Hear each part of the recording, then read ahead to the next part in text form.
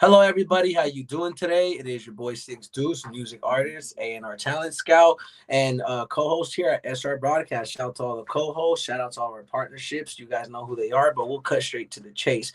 We are here today with the one and only Danny. She, actually, I'll let her tell you where she's from. I don't want to get ahead of myself, but I want to thank her for being on here today. I want you guys to show her that respect, show her the same love. And if you guys don't get to watch it now, come back, watch it later. If you're new, like, comment, and subscribe, and go tap in. But go ahead and introduce yourself. Tell the people who you are, what you go by, where you grew up, and things like that. And we'll hop straight into the questions. All right. Well, my name is Xadany, but I go by Danny because it's easier to pronounce. I currently live in Wenatchee, Washington, and I'm a barber out here. I grew Okay. up in Mattawa, and from there I moved to like George, and then from there I moved to over here now. But yeah. So it might be somewhat in the questions too. So I don't want to cover what I'm gonna cover in the questions, but I do want to say so. What was it like growing up for you outside of barbering? Like, if you could tell people a part of your life, all the way from childhood till now, like, what's something you would say about yourself and your journey? Should I say the sweet side or like the reality of it? Because I I could mean, do either or. it's really whatever you want to give. We know we keep it raw and real realistic on here for sure. Most definitely, super righteous broadcast. You know how we get down, but it's what you're comfortable with. You know, if you want to jump into that, because again, I got questions that might cover some of it. But go ahead and just give them like a real rough draft of what it was like being you growing up and like in the day in the life of you. All right. So for me growing up, I have immigrant parents and stuff. So obviously, I have an older sister, and then there's me, and then I have two younger siblings. For the longest time, it was just me and my older sister. And for us, like growing up, dealing with like my immigrant parents, always working, never really home. The classic like Hispanic, dad beats on mom, dad's an alcoholic, dad's a drug addict, never home, but he was still a dad. And for me personally, out of all my siblings, I was the only one that was pushed out for my mom. Always been left out, the black sheep compared to her. And That one. never Okay. got that mom figure. But as long as I had my dad, that's all I needed. And I feel like that's why I'm such an independent, strong, like head on my shoulders type of woman to this day because of that man. And my dad has always been there for me. Growing up though, it was pretty cool. I mean, I grew up outside like on more of a farmland, so with more animals, more of outside, never really being scared of anything and stuff like that. But obviously, we all have our traumas, they all get to us, and to a certain extent, it took a toll. And I didn't really seek the help that I needed. I went through stuff, did things I shouldn't have, tried to commit many, many times. Didn't work out the first few times. The last time they almost did. But thanks to God and all his glory, I'm still here Amen. to this day. And even the doctors were shocked that day. They're all like, she should have died, she overdosed. We tried to Narcan her and she didn't wake up or anything like that till like a day later. All a miracle. But because of that situation too, like it has made me flip everything around, and it made me realize that the only other person that was there for you was my pops. And he had encouraged me to become a barber because I had already done barber school before that when I was like 14, but only for like 2 weeks during the summer. And then I had quit it. And then he had reminded me after the whole situation, he's like, why don't you just do it? Keep yourself motivated, keep yourself busy. I Yeah. started doing that. And to this day, I've just stuck with it. And I love my job. And I love talking to people, especially like when they tell me stuff or just because. Okay, I don't mean to jump straight into the parts, but what I'm gonna do right here next, before I say what I'm gonna say next, is even if what we're talking about right now jumps these questions, I'll just skip that question because it's actually a really good conversation. So I don't mind to keep it ununiformed when I go ahead and say, first of all, thank you for telling it like it is. You know what I'm saying? For how it was emotionally for you growing up. But let's jump back a little. You said that you had struggled with, I'm guessing, addiction. And this is not to judge. No, it's a safe space here. Or I'm not sure exactly what it was, but it resulted in you overdosing.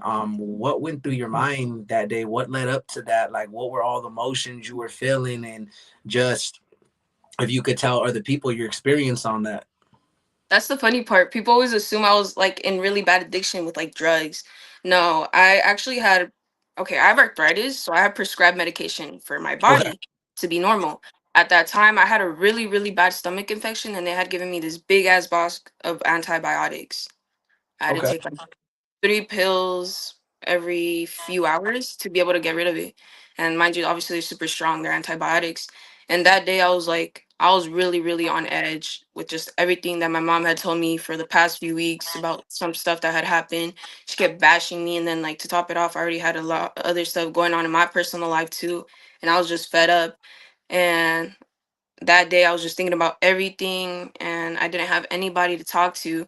So I was like, you know what, fuck it, I'm gonna just take these, and if I go, I go. And I took the whole box because I had just gotten it like 3 days beforehand, and it was still full. And I didn't throw it up. It stayed in my stomach, and that's when the overdosing happened. I started like seizing. I had enough strength to be able to go to my dad's room because it was just me and him alone that day. And yeah, I went to his room and I was like, call an ambulance, and I collapsed. And then from then on, I don't remember anything, but I just remember hearing stuff. And that's why I mentioned too, um, is that I hate to assume. That's why I said, I'm glad you cleared that up. But even if that was the case, whether it was addiction or not, no judgment here. But again, thank you for clearing that up, even though it didn't need no clearing up. Just about the reason why I asked that is because people struggle with a lot of these problems, and that's what SR Broadcast is about. We try to really bring up the real issues in real life and help other people that are watching.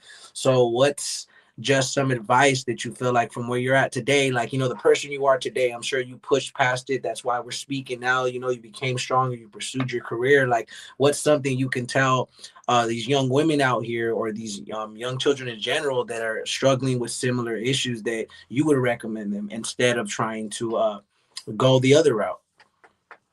So I feel like one of the reasons why I'm still semi okay to this day is because that day that I had overdosed and I had went to the hospital, I had spent two nights there at the hospital. And then by the second night that I had woken up, my dad had told me, "Hey, I signed you up for a mental institution. You need this. You're not mentally okay.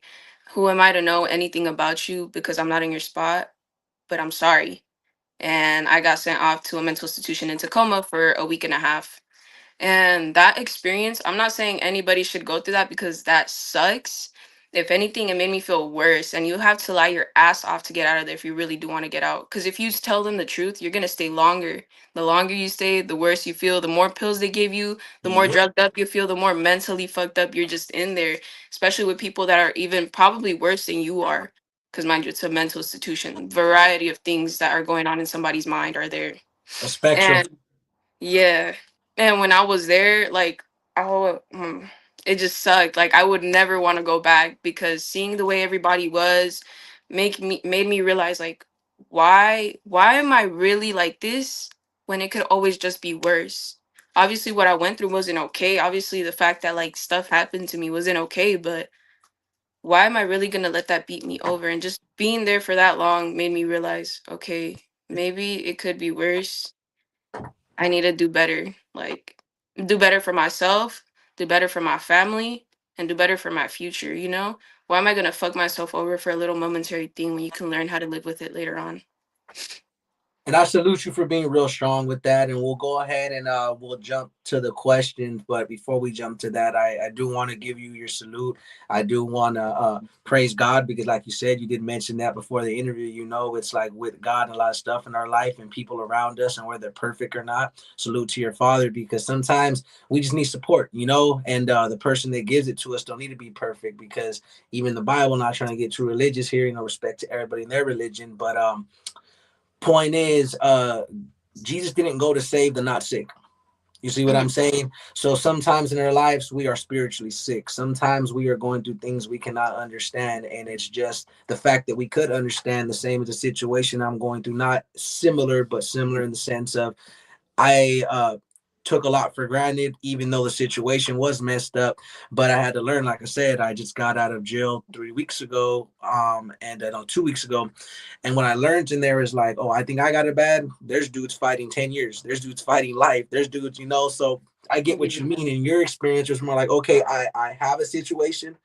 I rightfully have a reason to feel the way I feel, but do I need to throw everything away? And I'm glad that you did it. I'm glad that you decided to see life is beautiful. And that's kind of the message I'm trying to give on here. And for you to say that and go through that and show that, that's resilience in itself, you know? So salute to you, your family, and your situation. And I hope that anybody that's on here watching, that you can reach out to people for help and you can understand that there is help and you do matter. And that's kind of my goal, what I'm trying to get at.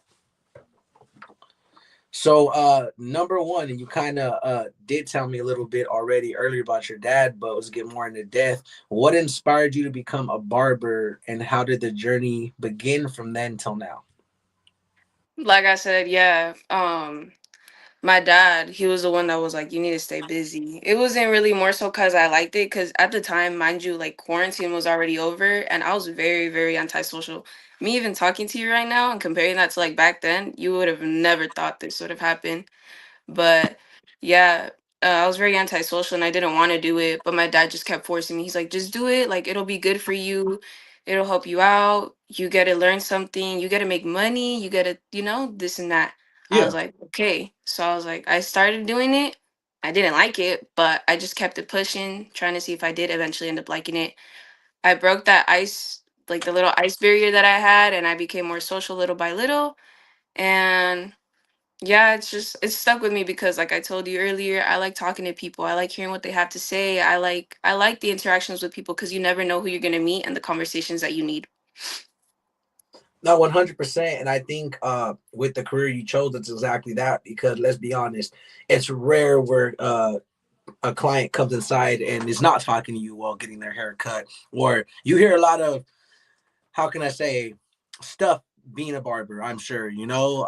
And with Yeah. that said, that's kind of actually a number two. So number two, can you share a memorable experience with a client that impacted you?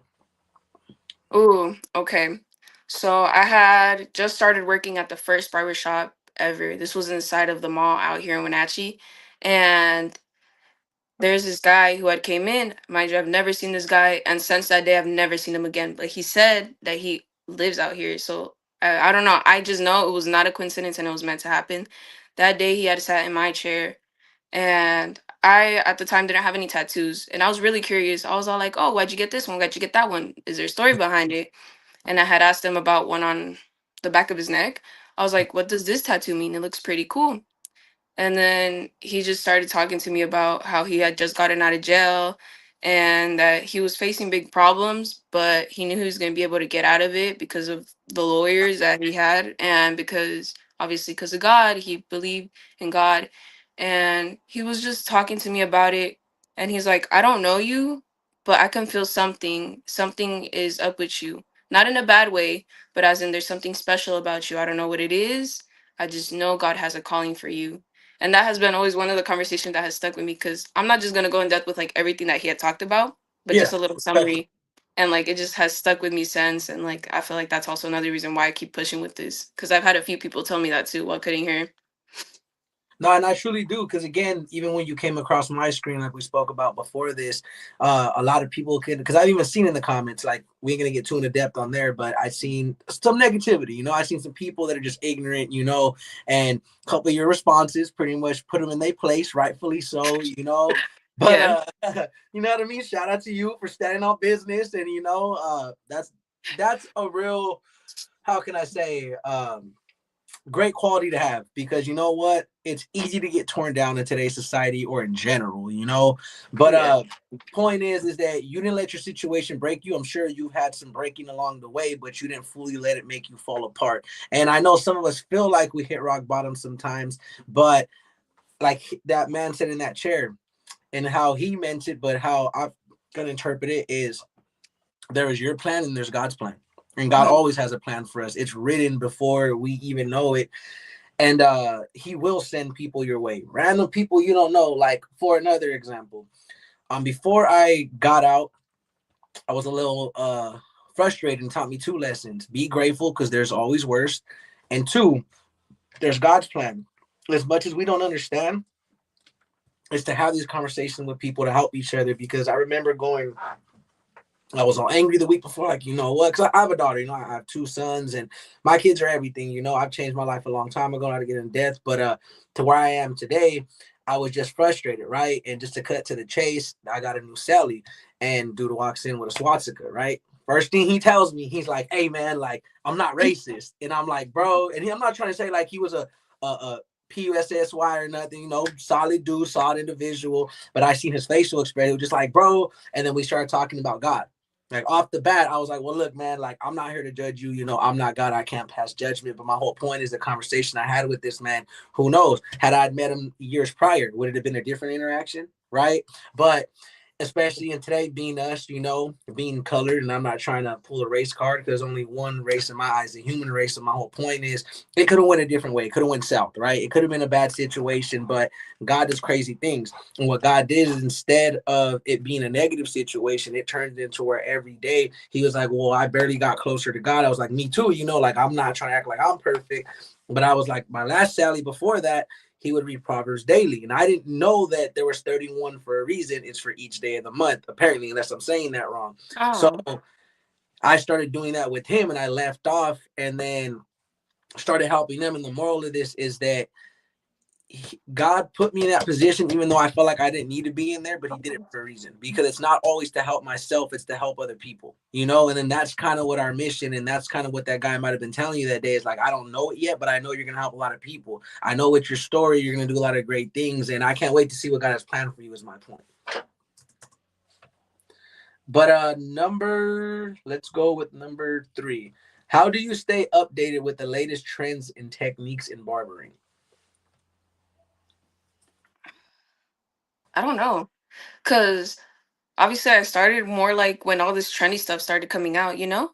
Mhm. And so I just learned I learned with the newer stuff rather than being old school and having to learn the new stuff, you know? So it was, I can't really say because I don't really know. I mean, either way, I never really watched videos. I don't know that I don't have a really good attention span. I'm not gonna lie.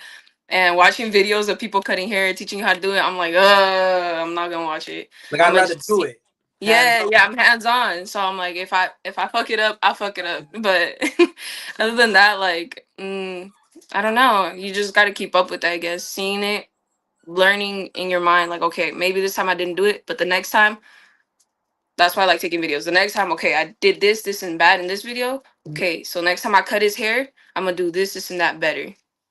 But yeah, that's all I could really say about that.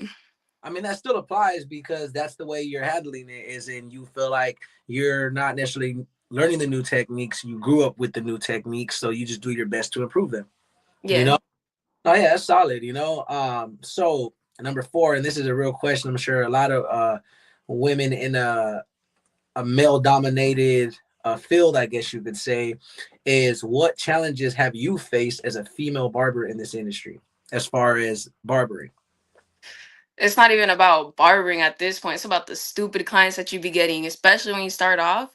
They think that they're everything. They think that they're up here. The guys that you get in, the clients and stuff like that. They think they can talk to you like you're down here, like if you're trash, if you're nothing. When I first started, mind you, like I had said, I was very antisocial. I wouldn't really talk back to people. So a lot of men would try to flirt with me. They try to like go out with me, or they just like make random comments while I'd be cutting their hair, or they look at me weird. And obviously over time I had to learn how to have a smart mouth and snap back, because if I didn't, they would just keep disrespecting me, you know? And it's like, okay, you're paying for my service, so I'm not gonna have you disrespect me in my chair. That's one thing I did struggle a lot with, like in a male dominated field.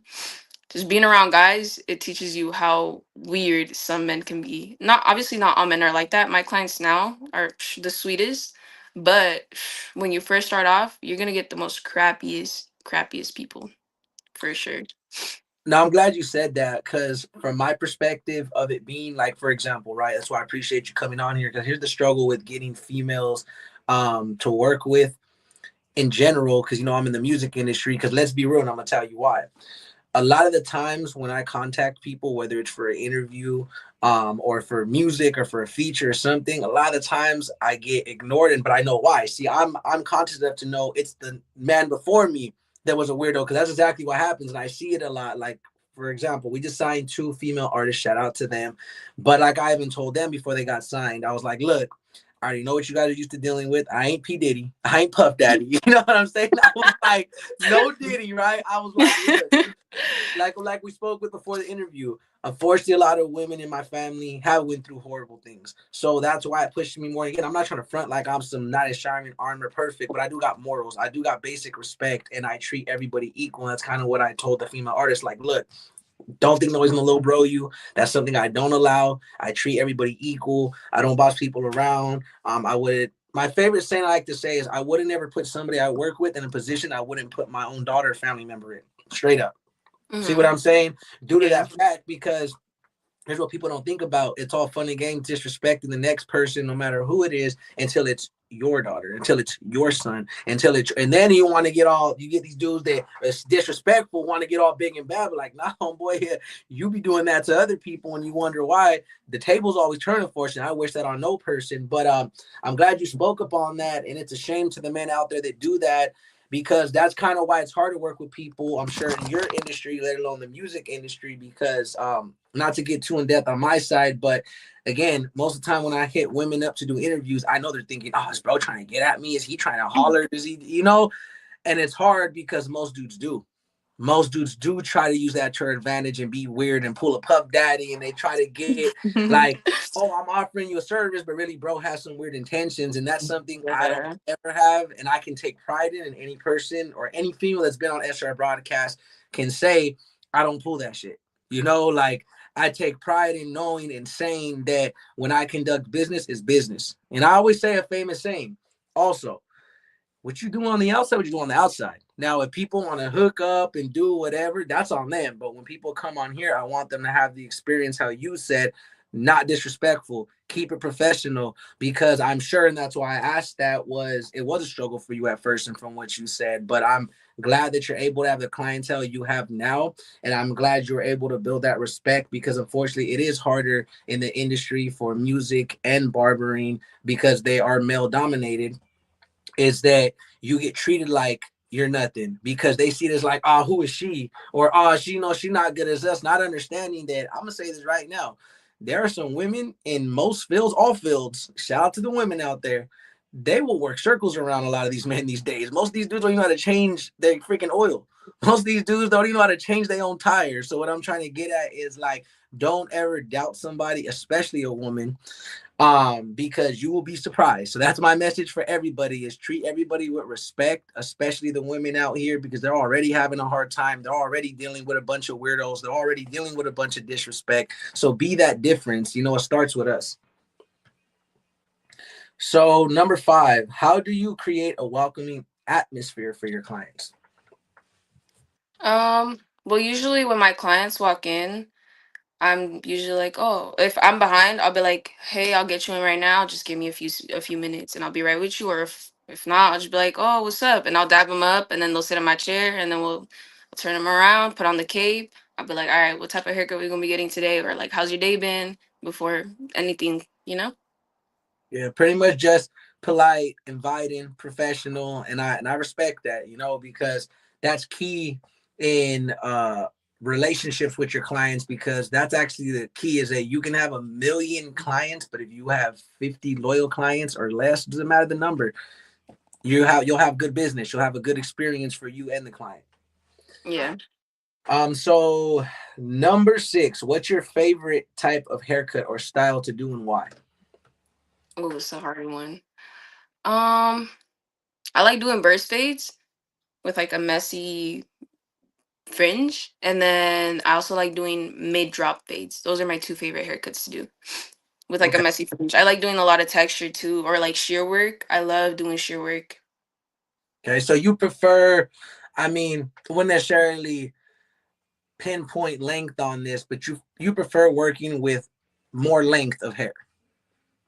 Somewhat. If it's like past the eyebrows, not really. But if it's like around the eyebrows or like around the eyes, yes. Okay, Or like sometimes I even do like doing like the really short bangs, but like with hella texture. It's pretty fun. I get what you mean, because a lot of the styles these days, I mean, I grew up with either you had a mid fade, low fade, high fade, a taper, or you were bald. But these days, they're the Edgars. Hey, respect. You know what I mean? To a Shout certain out to extent. Edgars, right? Yeah. Yeah, and no disrespect now, I got some homies that got that Edgar cut, but it just, hey, everybody different, you know what I mean? Do your thing.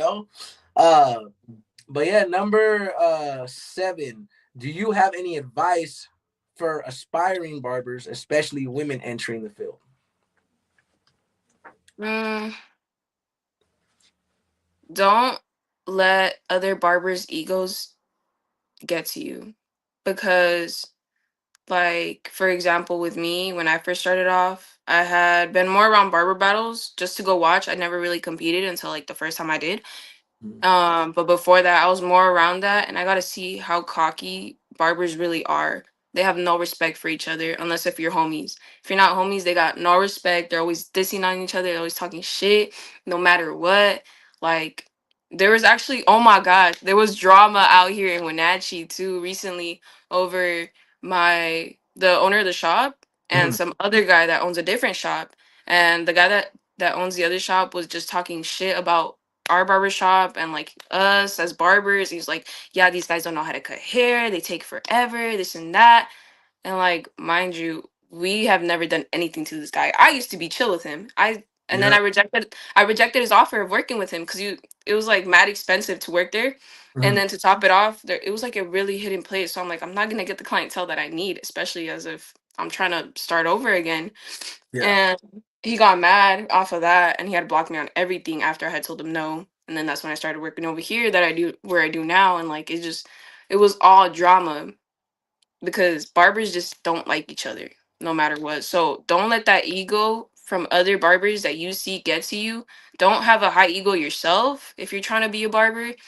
Don't don't listen to anybody but the positivity. Obviously, you're gonna get criticism and negativity all the time, but who doesn't at the end of the day, you know? No, yeah, 100. And I'm glad you shared that because I feel like the top three, and that's why I was so agreeing with you when you said that about egotistic, is that the most three egotistic fields I'd have to say are rappers, tattoo artists, and barbers.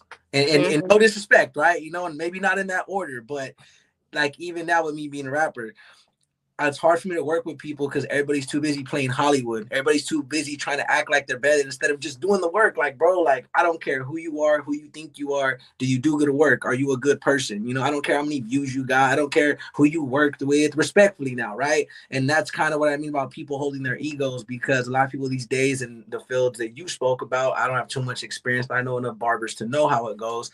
Is that it can get real blown up with people's egos. People fail to give the quality because they're too busy talking on the next man, worried about the next person, the next woman, and it's like, bro, there's no need for that. There's so much money in this world. They're printing it as we speak. There's money for everybody. You know what I'm saying? Like, so to Yeah. sit here and try to knock the next man and step on people's toes to get to the next level, that's why a lot of people don't elevate. And that's why God put you where he put you because let's say you did end up working there. You already seen his intentions and already seen how he really gets down by blocking you after, right when he said no. So you kind of dodged a huge bullet. You know what I'm saying? But I will go ahead and say I appreciate that advice. And number 8, how do you balance your creativity versus skill when it comes to your work? Mm, so creativity, I would say like when it comes to that part, it's more like designs or when a client tells me like just go do whatever. Like I trust you, do whatever. So that's where I differentiate the creativity part. And then the skills just like the day-to-day practice, being able to get better every time you cut hair, every time they come back, it's just a better fade every single time. I don't know No, if that's like the question meant, but that's no, what no, I it did. understood It from it. did. And one thing I want to say on here, there's not ever no wrong answer. That's why I ask the questions I ask because it's kind of like what I say with music. And why I always compare my experience to music because y'all know I'm a music artist. So I try to use my field of work to compare to other people's field of work because in a way, a lot of industries are the same in the sense of business orientation, etc. But it can be different, obviously, as far as clientele, experiences, but yeah, there's no wrong questions on here on SR Broadcast. It's more just personalized answers, and whatever you answer, hey, that's the right answer. You know what I'm saying? Yeah. But let's read this comment from Terps, by the way. Shout my boy, go check him out. He says it was from a question, and from earlier he was comparing. He says, "Yup, I thought I was better off gone till I woke up in the hospital with two broken legs, a messed up back, my face bruised, and a total car. God kept me here, and I thank Him for it." Amen. You know what I'm saying? And it's experiences like that that people go through to truly appreciate stuff, and it sucks what we have to go through, but you gotta go through it to grow through it, right? So I do want to say number 9, what role does community play in your career and how do you give back? I don't know if I can answer that one. Wait. Mm, You could pass questions too, by the way. Don't feel like you got to answer them all either. no, yeah, but okay, with this one. Wait, repeat the question one more time. So, what role does your community play in your career and how do you give back? Not to sound repetitive, but like I said, just like being that therapist, I guess. The therapy, the little therapy session or the little yap session that some people need. Obviously older people, they love to talk because they don't really got people to talk to at home. So just yeah, being able to talk or listen to people. I feel like that's what I give back to the community No, when it that's comes. big. That's huge. I'm sorry, I didn't mean to cut you off that last part, but the reason why that's huge is because the key word of what you said, listening. A lot of people just want to be heard, you Mhm. know. And I'm glad that you're very self-aware and you're very people aware, because most people are so heartless, or they just going through their own shit, not necessarily that they're heartless, you know. And some people just want to be heard. And what you said about older people especially, that's why I'm very, very polite. Everybody know who they seem they are, but I give everybody the benefit of the doubt until I know who they are. Is that a lot of the times people, they have nobody, older and younger. I've met, like, I think one situation growing up in foster care. That's when I realized, like, oh, my life's not. I mean, I had my bumps, but like it ain't that bad. Because I remember telling some kid, like, man, bro, like, how come you don't call your brother for help? He's like, bro, I'm in here because I stabbed my brother. I said, oh. Well, I'm like, oh, right. Respect, Oh my right? god.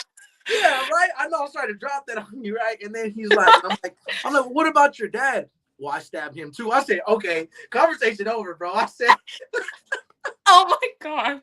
right, You're right, done. right. You're done.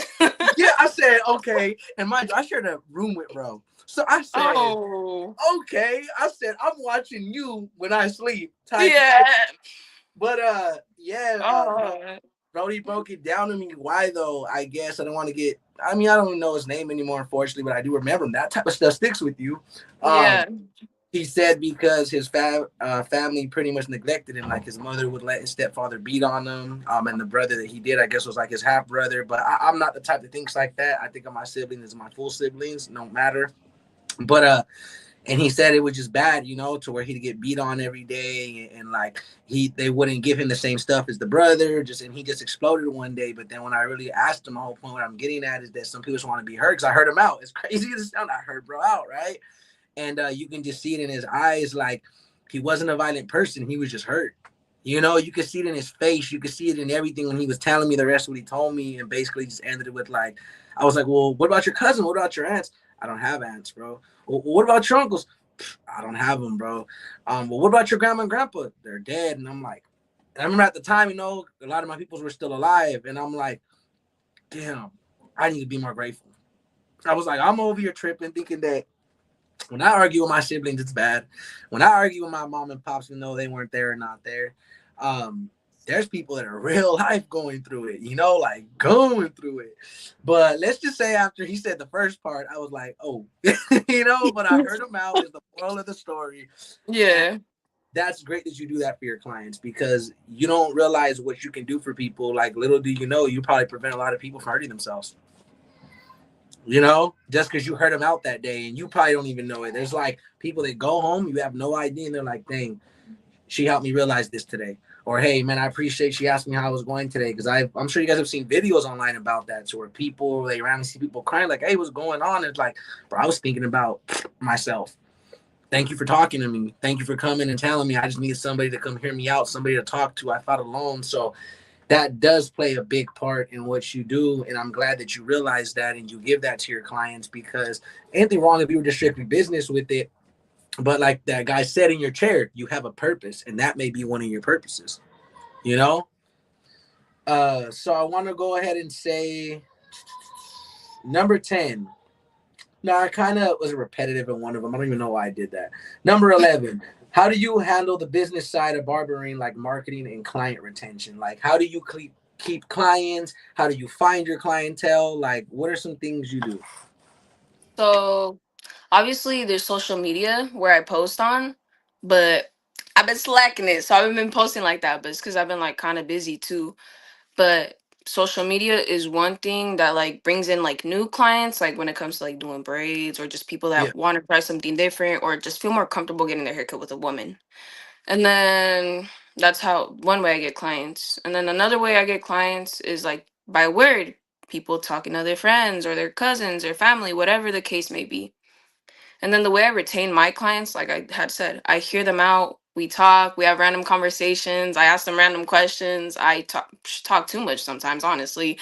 Sometimes I have candies that are like stupid, that look stupid, and I'll just hand them to them, and then they'll laugh. I feel like little stuff like that just like matters to the clients, and be like, oh, she cares. Sometimes I'll go out of my way and I'll do like their eyebrows, or I'll line up their mustache, or just little extra services, and I won't charge them for it. Those little things they see and they're like, okay, my previous barber didn't do this. I'm gonna keep coming back. And that's how you retain them and get them to come back every single time. Now, 100, that's real. And so you mentioned, I want to shout out if you're ever, and they're humble. These are one people I can say they're not like that. They're not egotistic. Some of the realest people I know. It's called Proper Hair Parlor over there in the city of Industry in California. They're my boys. Shout out my boy Ocho. Shout out my boy Gabriel. They actually recently let me do a music video at their barbershop. But that's why I said I'm very familiar with barbers. So if you ever out there, tap in with them. Like they're some of the most coolest people. They don't look down. They probably show you some love. So if you're ever looking to check out a barbershop, go check them out. But this kind of off the subject, but pertaining to the subject. Shout out the barbershop you work at. You know, tell people about where you work at, who you work with. You know, let's get a little into that. All right. I work at Infinite Fades in Wenatchee, Washington. Okay. My coworkers, I have three coworkers. We all get along and we all mess around a lot throughout the day. So we're always saying dumb stuff or we're always just picking on each other. And like, it's just like, yeah, we're all chill with everybody. They're also chill with the clients, even if they're new, even if they don't know them, they'll talk to them. They always make everybody feel welcome. Hell yeah, shout out to you and your people. So I want you guys to go check it out. If you guys are over there in Washington, you know who to tap in with. Hit up Dan. Hmm. You know the deal. You want to get right, you want to get it, tap in with her. Exactly. So so I want to go ahead and ask number 12, what's the most rewarding aspect of your job? Mm, being able to come home and relax and just chill with my dog after a long day of cutting hair. And you're just like, needed this. To decompress, you know, to get away sometimes because sometimes I feel like we let work follow us home and it's stressful, you know. So it's good to decompress, unwind, and get right with yourself because I do say that's big too. If you aren't content with yourself at home, you're gonna take that energy to your job and make a lot of mistakes because you're not there mentally when you need to be, especially when you're providing services, you know. Hmm. So there's 14 questions, not 15. So number 13. How has your personal no any exciting projects or goals coming up? Mm, me, I don't really like plan ahead like with goals. They just come up when they do, you know? So when I feel like I'm messing up or like I feel like I'm not doing good, I'll be like, you know what, I need to fix this. Let me fix this. And obviously it's a process, but I can't really say like, oh, I have this goal or this project coming up because I honestly don't. I just ride the wave and I let stuff come to me and I realize it. That's when I switch it. Not tight shit. You pretty much take it one day at a time. You know what I'm saying? Hmm. Yeah. So number 14. What advice would you give to someone in the position? Like, matter of fact, I'm gonna go off basis here and just say, what's some advice you want to give out in general, away from barbering, just in life, just on what your experiences are, from what you went through. What's something you want to tell people before we leave this interview? All right. That no matter what you're going through, no matter what you've been through, no matter what people tell you, at the end of the day, the two most important relationships, and even if you're not religious or don't believe, the two most important ones are between you and God and you and yourself. If you can't love you and yourself, how do you expect to provide for others? Not just in a service aspect, but as in emotionally being there for them, being a friend, being a sister, being a brother, mom, dad, just a kid in general. How do you expect yourself to provide for that if you can't provide for yourself? So make sure that you're doing okay. Make sure that you're taking care of yourself. If you need those days off, take those days off. You need to walk, go take a walk. Go let it out. Go yell, go cry, whatever it is, because we all need to let it out. We can't just keep bottling it up. When you bottle it up, that's when it just all crashes and you have a crisis. Because of the crisis, you start to overthink. And when you overthink, you think about worse and worse things. And that's when depression can come in, anxiety, all the mental crap that you got going on. So just let it out, ride the wave, go day by day like I do. Maybe it won't work out for you, but that's the beauty of life. You get to learn, you live, you learn, you experience it, you meet people. You change one person's life, that person changes 10 other people, and those 10 other people change more 10 people. So just keep on doing you, keep on trying your best. Don't give up because why would you when it could always be worse? People cry and beg to be in a certain position, and sometimes that position is yours. That's Yep. all I'm saying.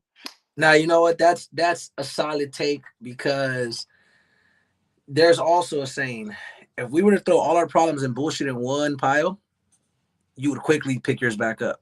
And I say that because not like towards you, toward just in general, right? When I say this, is that because here's why. We sit here and we complain about our problems, which are valid. I want people to know this too. People gotta stop, how can I say, judging people for the issues they have or don't have, because here's another thing, just because it isn't issue for you or traumatizing for you doesn't mean it didn't affect the last person. So what I'm trying to get at is we need to take into consideration people's experiences and not try to push that, oh well, I went through more, you went through less, so yours doesn't matter. No, we all matter, we all go through our own struggles. And I like what you said when you said, I'm like, just appreciate, don't let people's negativity stop you from who you need to be, because a lot of the time, they say hurt people, and sometimes broken people do the most healing. Sadly, and that's self-healing, helping heal other people. And I'm sure you can relate when I say, because that's something I do a lot. I be one Mhm. of the brokenest people, but helping to give advice to everybody else, some of the best advice. Sometimes I can't take that shit myself. You know, Literally, yeah. yeah, like, and it's hard, but at least we're doing that, because, and there's another thing I want to say before we leave. And I let her, Danny, tell you guys where to find her, where to contact her, tap in for her services, etc. But it's like, I've had it in life to where I've had to see that if you don't heal first, everything you touch will be broken. And it's okay to admit that you're healing. It's okay to know that you need the help, because some of us don't, and we're not wrong for it. That's why I go back to saying, whether people are religious or not, when Jesus was on the cross, he said, Lord, forgive them, because they don't know what they're doing. And I feel like that's what a lot of people in our life, it's not that people are ignorant, because there's people that are ignorant and there's people that are just lacking of knowledge, lacking of education, lacking of compassion. And a lot of people will learn that, and they might even see like, damn, this is where I was wrong. This is where I did this. This is where I could have did that better. But it's just the importance of healing yourself first. That's why I like that you said that, because if you don't have a relationship with yourself and God, how are you going to love yourself? And if you don't love God, whether you believe in him or not, um how are you going to love others? Because God is love, and I've said it before that the devil's hatred, and that's what pays the devil's rent, is hatred. So when we sit here and push out more positivity and help other people heal, it's the little things that are big things. And like you said, it can affect one person, then affect another 10, and then that 10 might affect another 10, etc., and so on, and pretty much pay it forward. So that's just pretty much, I was just agreeing with you on how, like, I think that's a really good thing to say and to tell people, because not many people have those outlets or even feel confident. Man, again, I'm thankful for you coming on here, because with what you shared, I'm not saying, shout out to all my guests, I love all the conversations on here, but I'd be lying to say I don't prefer the ones like this. you Mhm. know I'd be lying to say that I don't get a lot more out of speaking real life things, other than just people's careers, because I want to be able to help people with other people's stories, but at the same time without exploiting that person. You know what I'm Mhm. saying? So before we leave off, again, shout out to Danny for tapping in. Blah. I have a mouth, by the way. You'll see soon. I talk very fast, and sometimes my mouth cannot keep up with my brain. Mhm. But I want to tell you that I appreciate you for everything you've done, for sharing your experiences with us, for giving us the advice you have given today, for staying strong, for remaining strong, and for keeping it pushing, because I'm a father of a daughter, and I pray that when she comes into issues in her life that she's able to maybe watch interviews like this. Who knows? You know what I'm saying?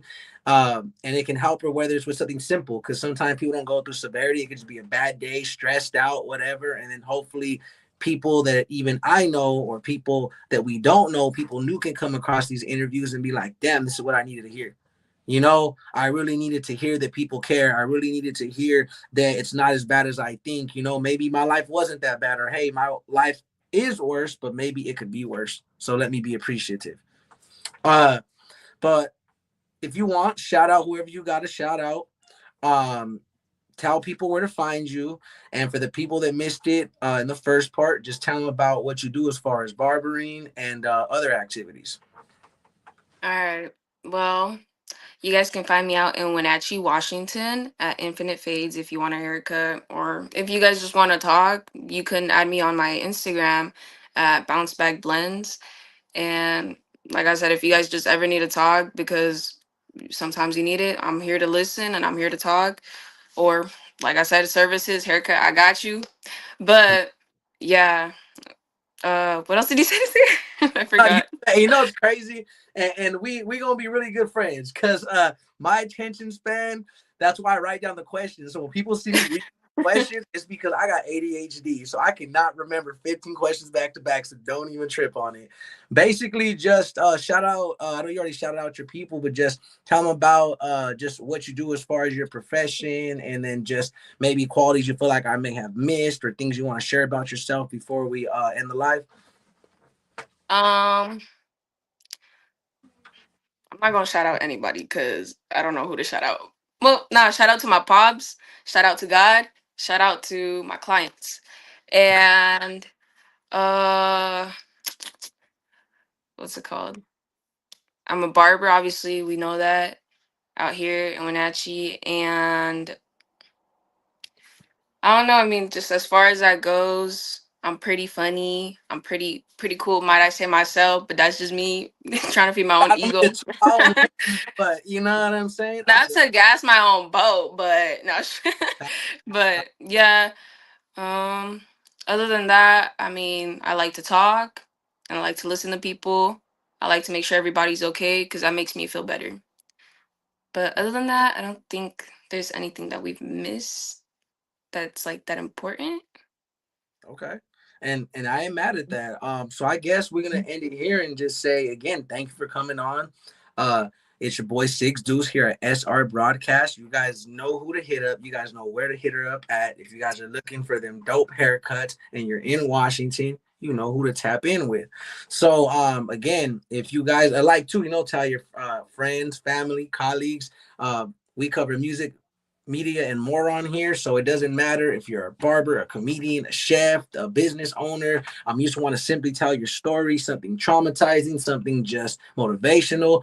SR Broadcast is the place to go, So I'm thankful that people like Danny comes on here and shares her story. And I pray that you guys can help heal yourselves, help with the information that she's giving you to better yourself in your life, or maybe take pieces that may have resonated with you guys and just show that love. We're building a dope community here, and I appreciate what God has done. Because another thing before we leave, I don't know if you know this, Danny, I literally asked God before I started this podcast. I said, Lord, when I start this, I don't want to meet the people that are ignorant trying to act Hollywood. I want the people that need it the most to share their stories the most. I want to connect with genuine people, because our record label is called Spill Records. Shout Pod Productions, our partners. But that's where the SR came from. I didn't want to be, how can I say, I wanted to be original. I didn't want to be like Spill Records podcast. It's like, so I was like, okay, we'll take the SR, but super righteous. You know, I really was looking for what made sense. Then I was like, you know what, super righteous sounds not just good, but at the same time, it means something to me. You know, and again, I try to float my own boat either, but I personally feel like I'm a very righteous man. You know, as far as not perfect, but very humble. You know, and I can see in yourself too. You're very humble. So that's pretty much what I asked God is that I want the righteous on here. So you fall in that category is what I'm getting at. So I hope people like yourself that need the help, that need the platform, that would like to be on the platform, tap in. And for people that need help or need to be heard or need a dope haircut, hit up Danny. You already know the deal. So thank you. I appreciate you. I probably said that a million times. But I hope you have a great day. And if there's anything you want to share, you can. If not, I hope that you had a great time and hope to continue working with you and your peoples. And, you know, shout out to y'all. Yeah. Thank you for having me here. Thank you so much. Thank you. Well, with that said, you guys have a blessed one. You know where to contact us at. And it was a great, amazing live. I'm going to go enjoy my day. You probably didn't see it middle live, but my real boss, my daughter, was trying to open the door. Probably was like, get up out of there. So let me get back with the real boss, mini boss, as she says, because she watches Minions.